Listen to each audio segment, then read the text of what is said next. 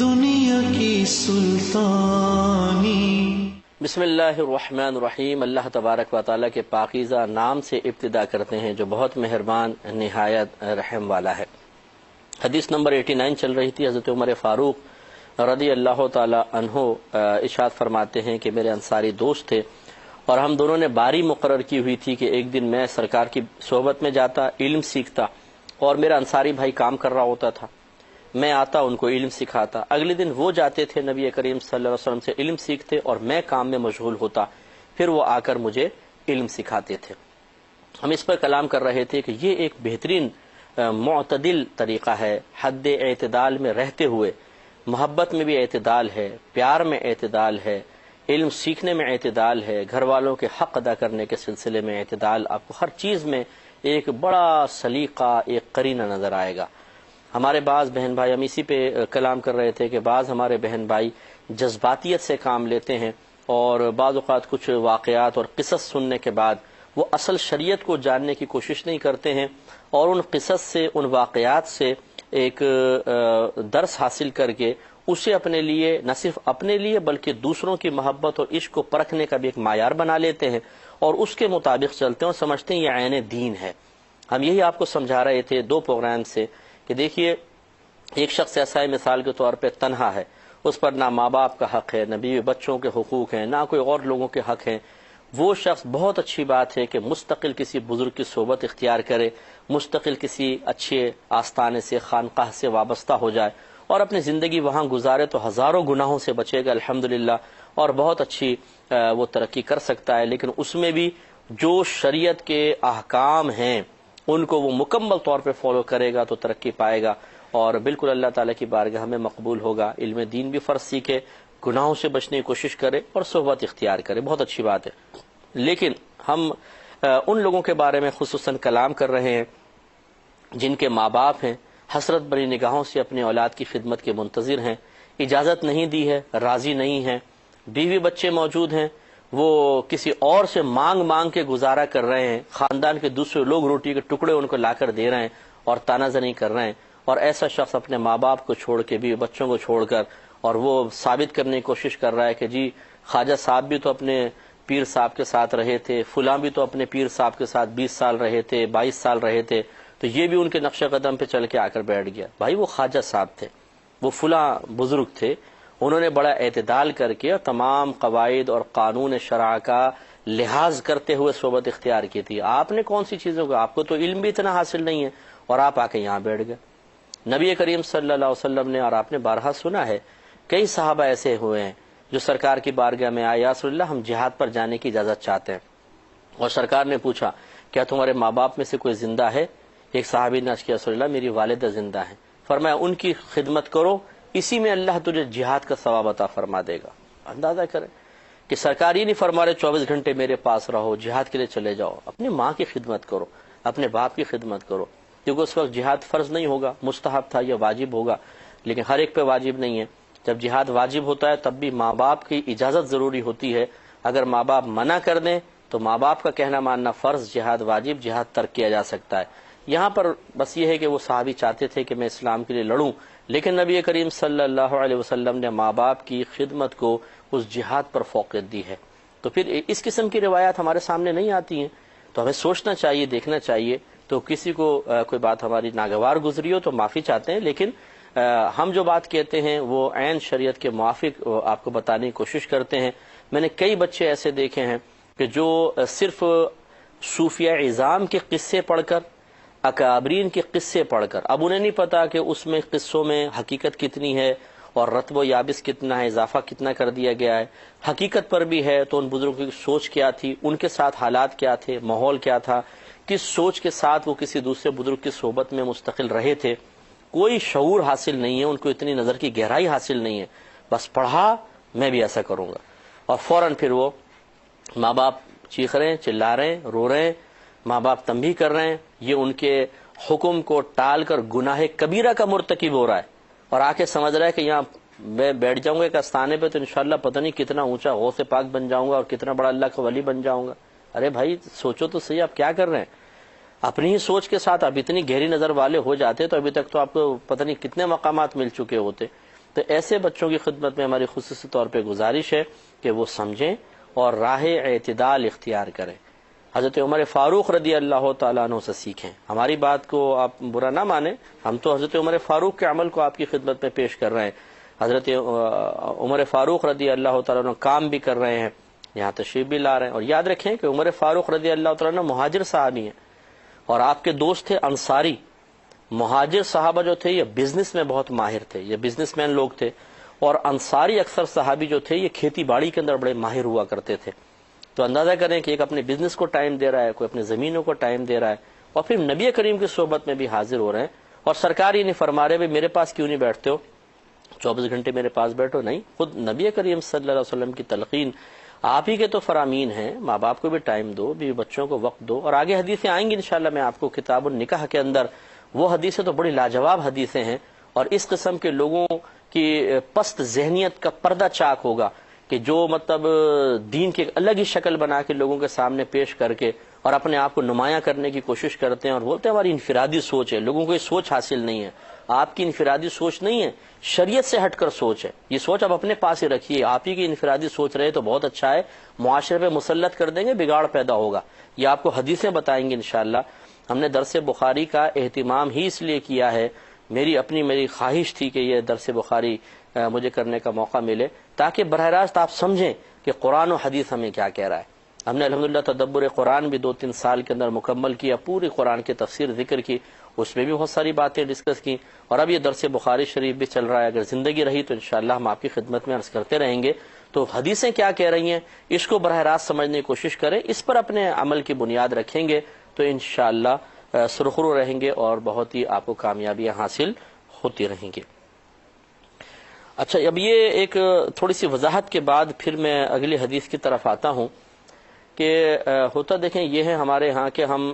میں جب ریکارڈنگ کرانے آتا ہوں اپنے بخاری شریف کی، تو میں ایک دن میں 3 ہم 4 5 پروگرام ریکارڈ کراتے ہیں، کیونکہ شوٹس مسلسل چل رہی ہوتی ہیں۔ اس میں ایسا ہوتا ہے کہ بعضوں کا 5-6 دن کا گیپ ہوتا ہے، تو وہ ذہن میں نہیں رہتا کہ کون سی حدیث بیان کی تھی اور اب کون سی کرنی ہے، بعض اوقات یہ توجہ ہٹ جاتی ہے۔ اور ایسے ہی ہمارے ساتھ بھی ہوا ہے کہ 74 نمبر حدیث بیان کرنے کے بعد پھر 75، 76، 77، 78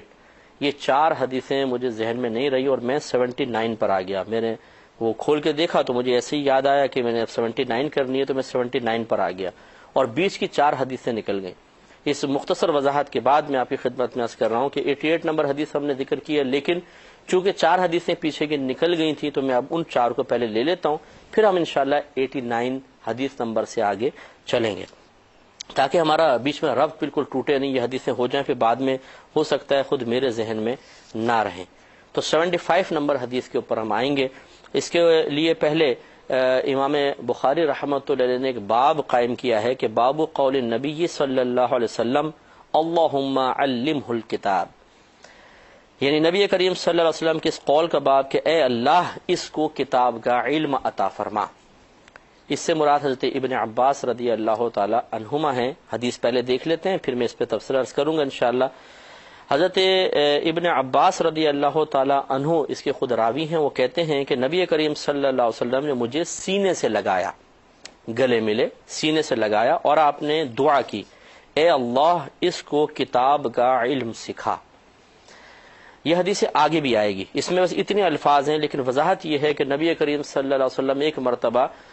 قضاء حاجت کے لیے تشریف لے گئے تھے، واپس آئے تو دیکھا کہ لوٹے میں پانی رکھا ہوا ہے۔ فرمایا یہ کس نے رکھا؟ تو بتایا کہ ابن عباس رضی اللہ تعالی عنہ نے رکھا۔ اس وقت سرکار بہت خوش ہوئے آپ کی خدمت پر، اور ان کو گلے سے لگایا اور ان کے لیے دعا کی کہ اللہ تعالیٰ ان کو کتاب کا یعنی قرآن عظیم کا علم سکھا دے۔ تو میں اس حدیثوں کو ملا کر پھر اس میں انشاءاللہ ہم درس کریں گے۔ تو اس سے ایک بات یہ پتہ چلی کہ بزرگوں کی خدمت کرنے میں بہت اجر و ثواب ہے، بڑا مقام ہے، بزرگوں کی دعاؤں کی بڑی برکت ہوتی ہے۔ تو اس لیے اگر ممکن ہو سکے آپ علماء کی خدمت کریں، فقہاء کی خدمت کریں، اسی طرح جو واقعی باعمل پیر حضرات ہیں، مشائخ ہیں، ظاہر باشرہ بھی ہو، اعلانیہ طور پہ کوئی گناہ نہ کرتے ہوں، صاحب علم بھی ہوں، اور اپنے متبعین کی اصلاح کی کوشش کرتے ہوں، انہیں نیکی کی طرف مائل کرتے ہوں، ایسا اگر آپ کو بزرگ مل جاتا ہے اس دور میں وہ اللہ تعالیٰ کی بہت بڑی نعمت ہے. ان کی جتنی دعا آپ حاصل کر سکتے ہیں وہ بہت اچھی بات ہے، لیکن وہی اعتدال کے ساتھ، جیسے ہم آپ کو مسلسل کہہ رہے ہیں کہ وہ دعا حاصل کرنے کے مطلب جذبے میں آپ دیگر شرعی قیودات کو نہ فراموش کر دیں، تو ان کی خدمت کریں، ان کا دل خوش کرنے کی کوشش کریں، اور کوشش کریں کہ آپ ان کا دل بھی خوش کریں تو صرف اپنے اللہ تعالیٰ کی رضا کے لیے. اس میں بھی بعض اوقات ریاکاری کا عنصر آ جاتا ہے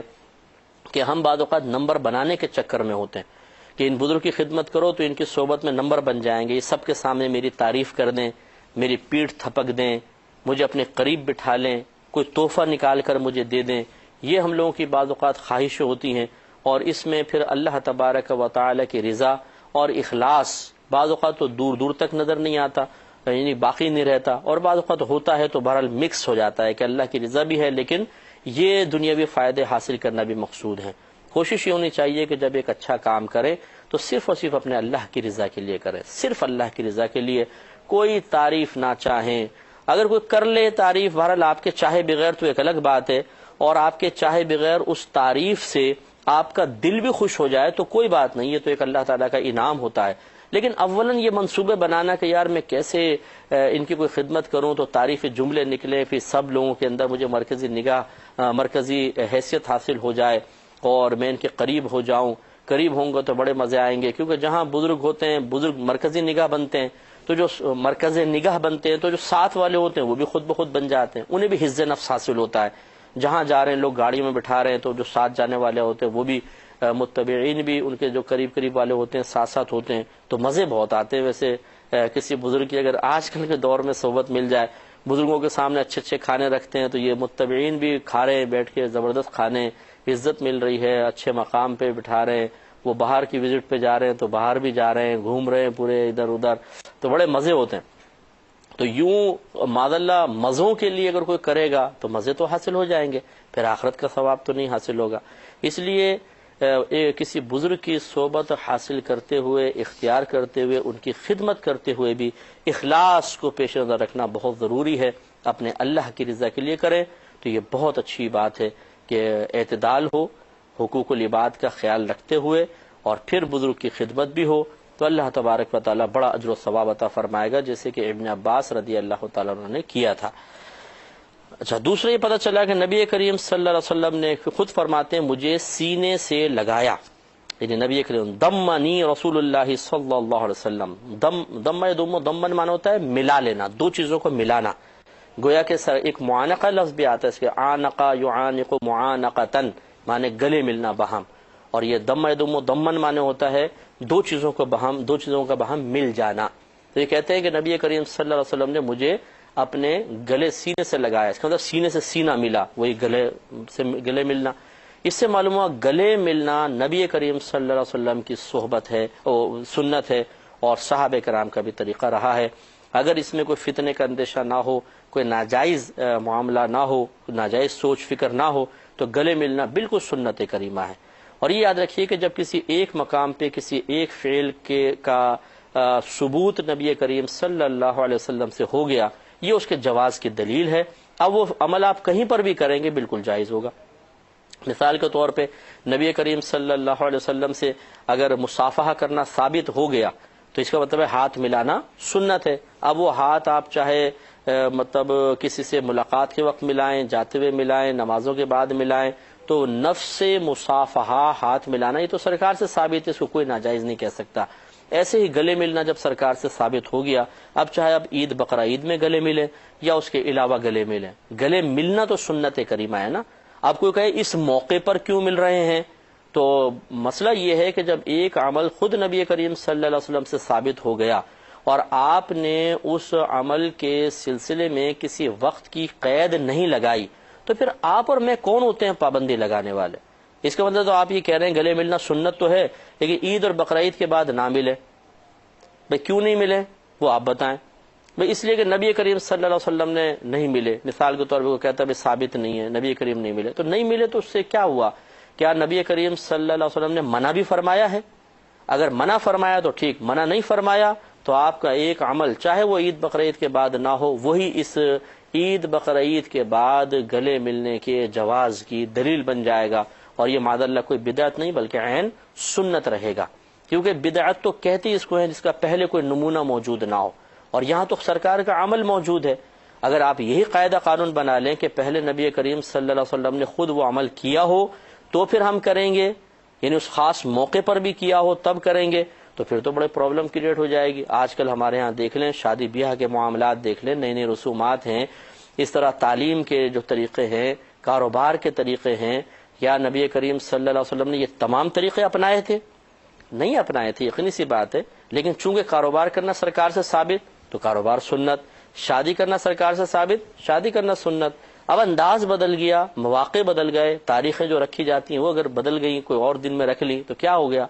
تو جب یہ تمام کام جائز تو پھر یہ بھی جائز۔ اس لیے یاد رکھیں کہ عید بقرہ عید کے بعد معانقہ کرنا، گلے ملنا جو مسلمانوں میں رائج ہو چکا ہے، اس کو بدعت کہنا، اس کو غلط کہنا، یہ بالکل غلط ہے، ایسا نہیں کرنا چاہیے۔ اور یہ مسند امام احمد بن حنبل رضی اللہ تعالی عنہ میں یہ حدیث پاک نقل کر دی گئی ہے، یعنی امام احمد بن حنبل رضی اللہ تعالی عنہ نے جو حدیثی کتاب مرتب کی ہے مسند امام احمد کہلاتی ہے، اس میں یہ حدیث موجود ہے کہ وما رآہ المؤمنون حسنا فہو عند اللہ حسن، کہ جس بھی معاملے کو مسلمان اچھا سمجھتے ہیں وہ اللہ تبارک و تعالیٰ کے نزدیک بھی اچھا ہے۔ تو معلوم ہوا کہ عید بقرہ عید کے بعد معانقہ مسلمان اس کو اچھا سمجھتے ہیں، میجورٹی ہماری جو مل رہی ہے گلے، اور اسی طریقے سے وہ عمل چونکہ سرکار سے بھی ثابت ہے اس لیے اس کے سنت ہونے میں کوئی کلام نہیں ہے۔ ہاں یہ آپ کہہ سکتے ہیں کہ عید کے بعد سنت نہیں ہے، مستحب تو رہے گا کہ عمل سرکار سے ثابت ہے، مستحب ہے، سنت نہیں ہے، ٹھیک ہے سنت، لیکن اس کو پھر یہ کہنا کہ یہ ناجائز ہے یا بدعت کہنا اور اس کو پھر گمراہی اور پھر اس کو جہنم میں داخلے کا سبب بتانا، یہ معاذ اللہ بہت بڑی زیادتی ہے، ایسا نہیں کرنا چاہیے۔ دوسرا نبی کریم صلی اللہ علیہ وسلم کی ایک فرمان ہے، یہاں پر وہ حدیث تو خیر موجود نہیں ہے، آپ نے شاید فرمایا کہ ہر نبی مستجاب الدعوات ہوتا ہے۔ مستجاب الدعوات اس شخص کو کہتے ہیں جس کی جو دعا زبان سے نکل جائے اللہ تعالیٰ قبول فرما لیتا ہے، یہ ہے مستجاب الدعوات۔ لہٰذا ہمارے نبی کریم صلی اللہ علیہ وسلم کی ہر دعا بھی ضرور درجہ قبولیت حاصل کرے گی۔ اس پر انشاءاللہ کلام کریں گے نیکسٹ پروگرام میں۔ وآخر دعوانا ان الحمدللہ رب العالمین۔ اے اللہ